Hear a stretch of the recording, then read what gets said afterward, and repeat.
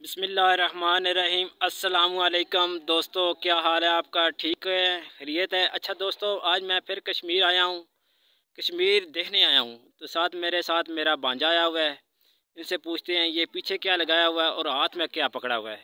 दोनों चीज़ें इनसे पूछते हैं। अस्सलाम वालेकुम, क्या हाल है आपका? ठीक है? ठीक ठाक, अल्लाह का शुक्र। हाथ में क्या है? अच्छा मामू, ये एक कश्मीरी ज़ुबान में मैंने फल उठाया हुआ है। इसका नाम तो नहीं आता मुझे, लेकिन कश्मीरी इसको ना डंग बोलते हैं। डंग ढंग? डंग इसका नाम है, और ये कश्मीरी ज़ुबान की अल्फाज है। डंग ये असल मैदे के लिए होती है। इंसारी के पास जाएं और वो आपको इसको किसी नाम से भी वो सेल करता है, और बहुत महंगी चीज़ है। यहाँ कश्मीरी मतलब इसको इस्तेमाल तो करते हैं, लेकिन ये हम लोगों को उतनी सी चीज़ कदर नहीं है। ये मैदे का लिए बहुत अच्छी चीज़ है, जिसको मैदे की प्रॉब्लम हो। और इसकी चटनी बनती है और सलाद में इस्तेमाल होता है। वैसे भी खा सकते हैं, आप इसको ट्राई कर सकते हैं कि ये बहुत जायकेदार है। इसमें थोड़ा सा से मुझे चेक कराएं ना आप। ये इसमें रस निकल रहा है। यहाँ भी देखता हूँ। और ये लास्ट वीक में है, बस ख़त्म हो रहा है ये फल। और ये देखें, लकड़े भी रखी हुई हैं। कश्मीरी जो है वो लकड़ों का अच्छा नजीब भाई, ये जो साथ इतनी ज़्यादा लकड़ियाँ रखी हैं, ये कितने माह चलेंगी?